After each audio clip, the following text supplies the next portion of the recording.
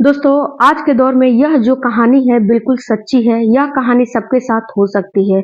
यह कहानी सुनने के बाद आपको भी पुलिस वालों पे भरोसा हो जाएगा, क्योंकि कभी-कभी कुछ पुलिस वाले से भरोसा तोड़ते हैं और कभी-कभी कुछ पुलिस वाले भरोसा जीत लेते हैं। तो आज के वीडियो में पूरा देखिएगा ताकि आपको कुछ इन्फॉर्मेशन मिल सके। हमारे गाँव से जो जवान लड़कियां हैं वो गायब हो जाती थी और फिर उनका कंप्लेंट था वो थाने में वो जो है इंसान कराता है, लेकिन पुलिस को कोई भी सुनवाई इस मामले में नहीं कर रही थी। काफी हमने प्रयास कर लिया।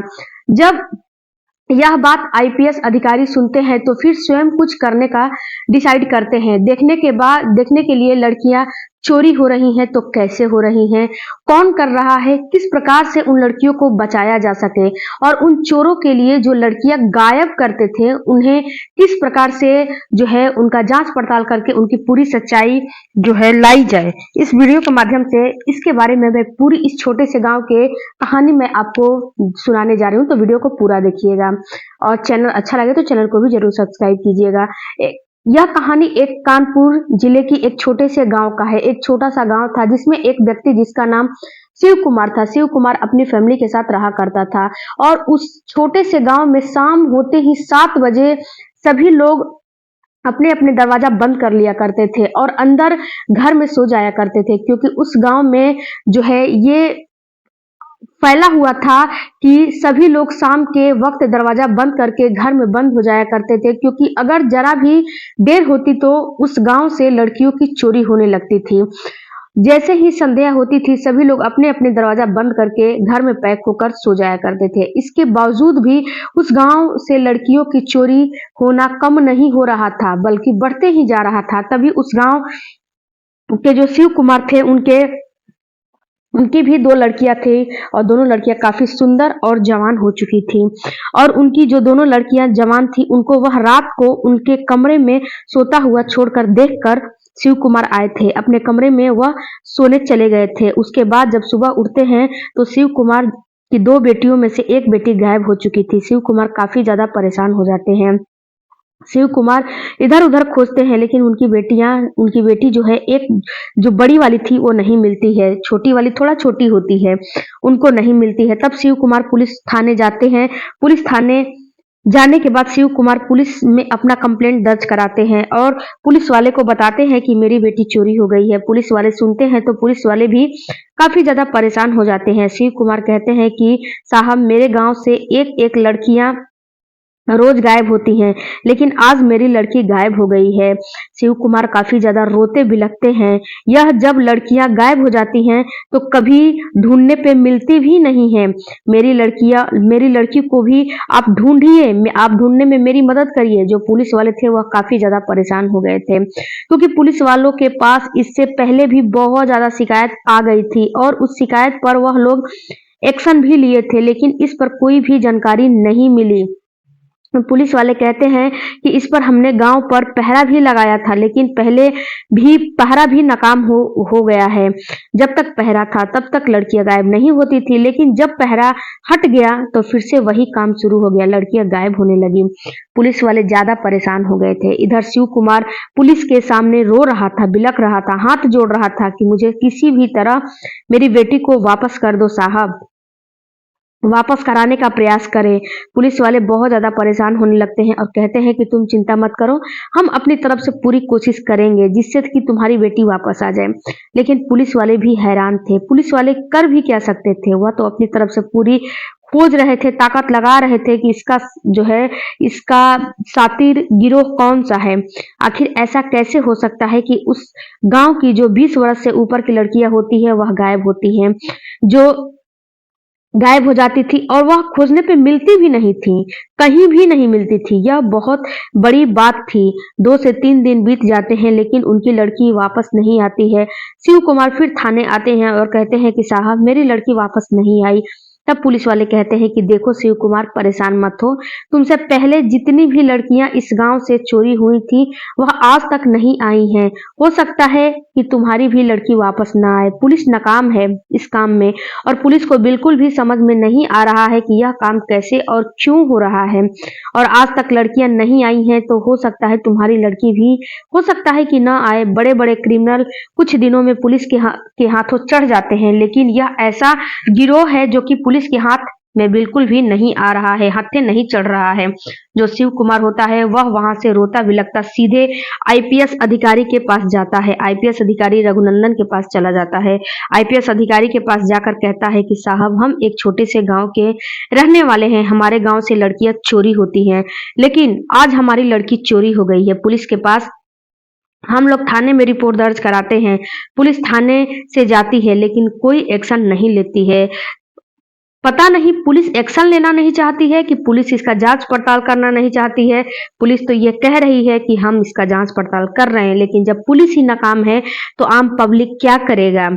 आप हमारे माई बाप हो, गुहार लगाती है, गुहार लगाने लगता है शिव कुमार।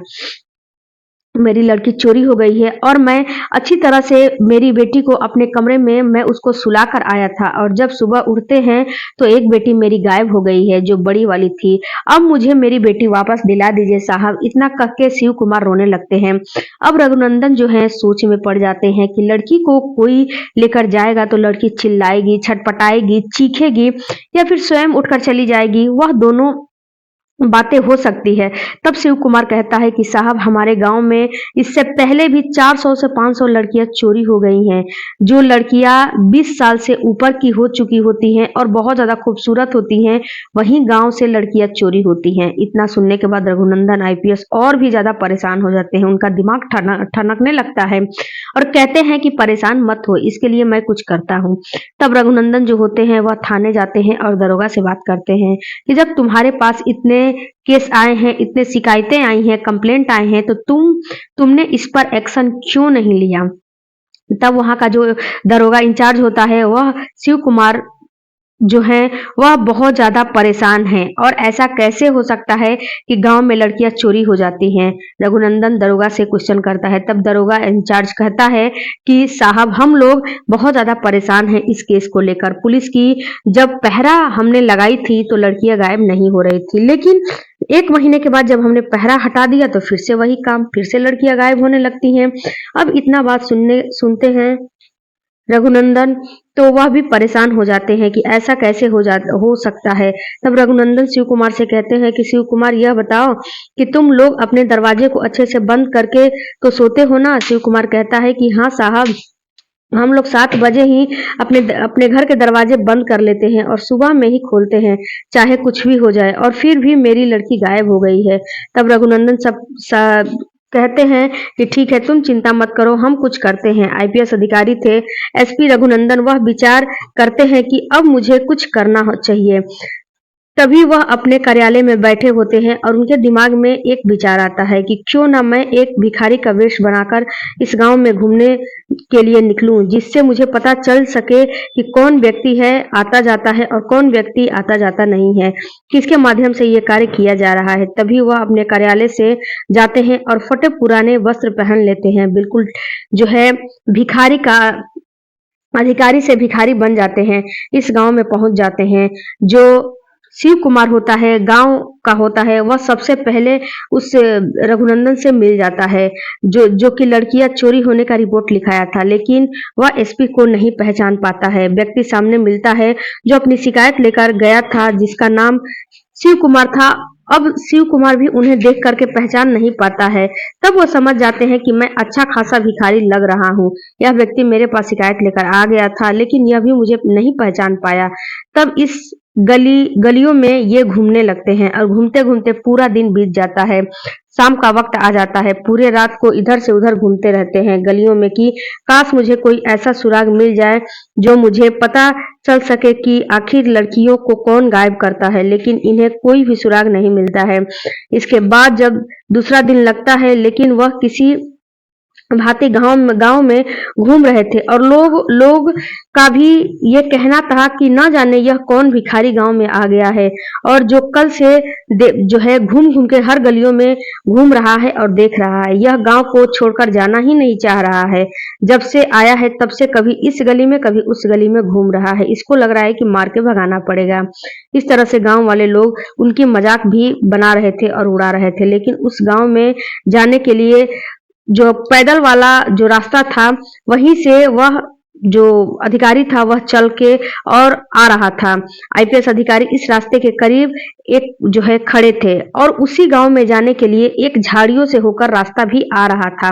वह देखते हैं कि यहाँ से कुछ लोगों की आने की जो झाड़ी वाला रास्ता है उससे आहट आ रही है। तभी आईपीएस अधिकारी वहीं पर खड़े हो जाते हैं और उन्हें एक व्यक्ति दिखाई देता है और फिर वह वहीं पर छुप जाते हैं। रात का समय था। आखिर यह कहाँ जाएंगे? जो आईपीएस अधिकारी है सोचने लगते हैं। तभी उसी के साथ वह भी चलने लगते हैं।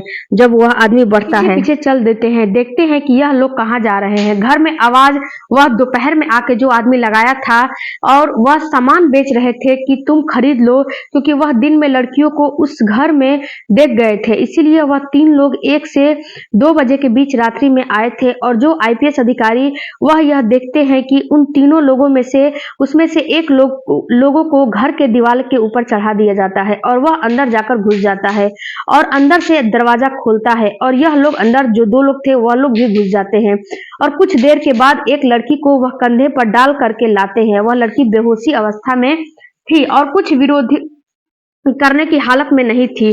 जब वह लड़की को घर से निकाल करके बाहर आते हैं तो यह आईपीएस अधिकारी समझ जाता है कि ये लोग दिन में कपड़े बेचने के फिराक में आते हैं वेश बदल के और फिर ये लोग घर में देखते हैं कि लड़की है किसके घर में। तब भिखारी रिवॉल्वर तीनों पे निकालता है और तीनों पर तान देता है। कहता है कि अगर तुमने एक कदम भी आगे बढ़ाया तो हम तुम्हें गोली मार देंगे, इसीलिए इस लड़की को यहीं छोड़ दो और तुम बताओ कि तुम लोग कहाँ से आए हो और ऐसा क्यों कर रहे हो। तभी वह जो भिखारी होते हैं जब देखते हैं कि ये तो भिखारी है, जो चोर होते हैं देखते हैं कि ये तो भिखारी है तो वो लोग हंसने लगते हैं। कहते हैं कि तुम मुझे मारोगे।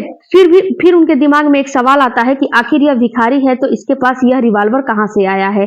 उनको समझने में देर नहीं लगती है कि आखिरकार यह भिखारी कोई और नहीं हो सकता, कोई सीबीआई इंस्पेक्टर हो सकता है या फिर कोई पुलिस वाला है जो उसके पास रिवॉल्वर है।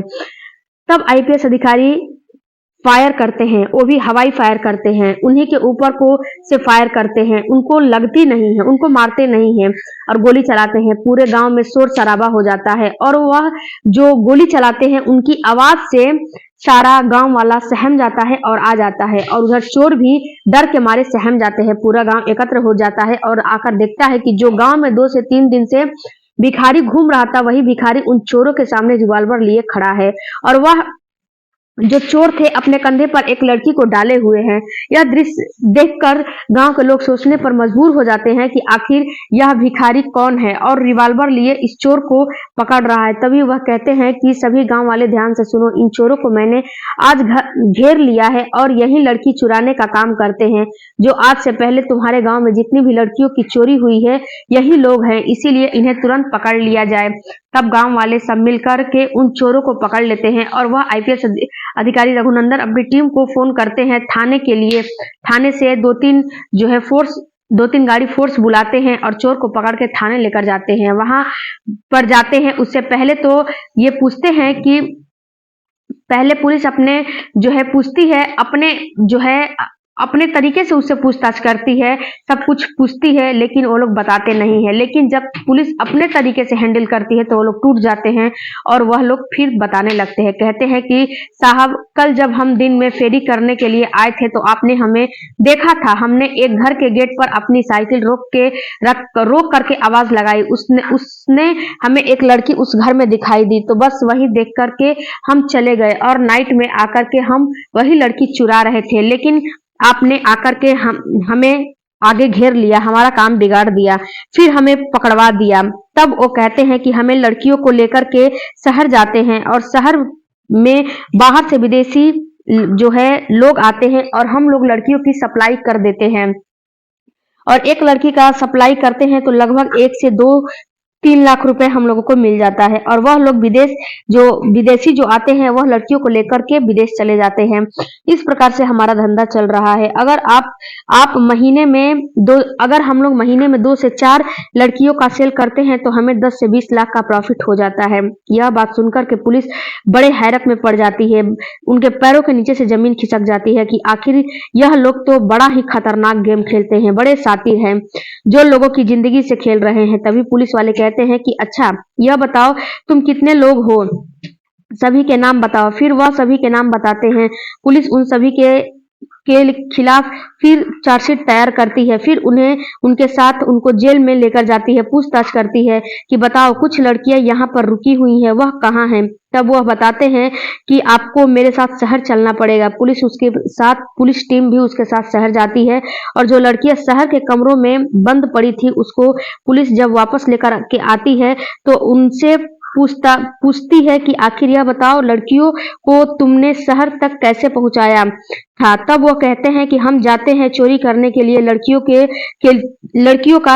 के लिए एक ऐसा स्प्रे लगा देते हैं उनके मुंह पे कि तुरंत ही वो लोग नशे में हो जाते हैं और यह बेहोश हो जाती हैं। फिर हमें आप आसानी से हम इनको लेकर चले जाते हैं। ये कोई विरोध नहीं करने के फिराक में रहती हैं। पुलिस वाले उनके खिलाफ एफआईआर दर्ज करते हैं। एफआईआर दर्ज करने के बाद भेज देते हैं और उसी गांव में लेकर उन लड़कियों को जाते हैं। फिर जो लड़कियां होती हैं उनके घर वाले सभी दौड़ करके आते हैं और अपनी अपनी लड़कियों को गले से लगा के रोने लगते हैं। कुछ लड़कियां तो उन्हें मिल चुकी थी और कुछ लड़कियां जो बाहर सप्लाई हो गई थी वह नहीं मिली थी। तब जो आईपीएस अधिकारी रघुनंदन होते हैं वह कहते हैं कि तुम चिंता मत करो, इन लड़कियों को हम जैसे वापस लाए हैं, हमारी जो है सर्च टीम काम कर रही है, हम उन लड़कियों को भी विदेश से बहुत जल्दी वापस लाएंगे और तुम्हारी लड़कियां वापस कर देंगे। यह बात सुनकर गांव वाले बड़े खुश हो जाते हैं और जो व्यक्ति था जिसका नाम शिव कुमार था उसकी भी लड़की वापस आ गई थी। तब शिव कुमार रोने लगता है और उनके पैरों में गिर जाता है आईपीएस के। तब आईपीएस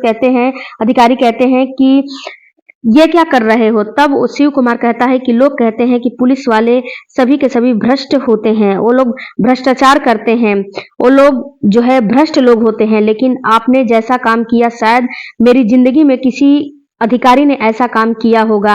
हमने बहुत जगह शिकायत पत्र दिए लेकिन किसी ने कोई सुनवाई नहीं हुई, लेकिन जिस तरीके से आपने काम किया, आपने हमारे बच्चों को वापस दिलाया, यह शायद ही कोई कर सकता था। इसी प्रकार से आईपीएस अधिकारी ने रघुनंदन ने बड़ी वीरता के साथ सबकी लड़कियां वापस दिलाई और सभी लोग बड़े हंसी खुशी के साथ पुनः रहने लगते हैं। जो आईपीएस अधिकारी रघुनंदन हैं, जिन्होंने बड़ी ईमानदारी और बड़ी ही सतर्कता से काम किया और काम करने के बाद में जिनकी लड़कियां चोरी हो गई थी उन गिरोह को पकड़ करके और उन्हें उनकी लड़कियां वापस किया। फिर इनके बारे में आप क्या कहना चाहते हैं, क्या कहना चाहोगे। इन्होंने जो भिखारी का वेश रखा करके जो मेहनत किया था, गांव में 2 से 3 दिन घूमा है, कोई भी ऐसा अधिकारी शायद हो सकता है जो कि ऐसा काम करेगा। आज के दौर में ऐसे लोग हैं जो इन्हें केवल अपनी सैलरी और ड्यूटी से मतलब होती है, किसी के प्रति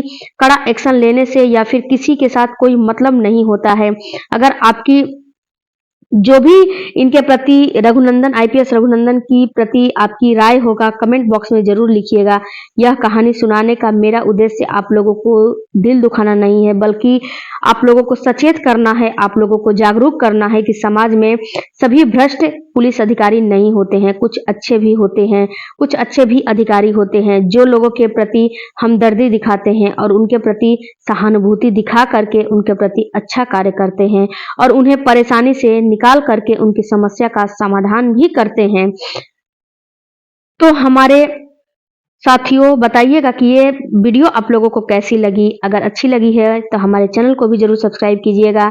मिलती हूँ इसी तरह के अगले और इंटरेस्टिंग कहानी में। तब तक आप अपना और अपनों का ख्याल रखिएगा, खास करके अपनी बच्चियों का। Thank you for watching.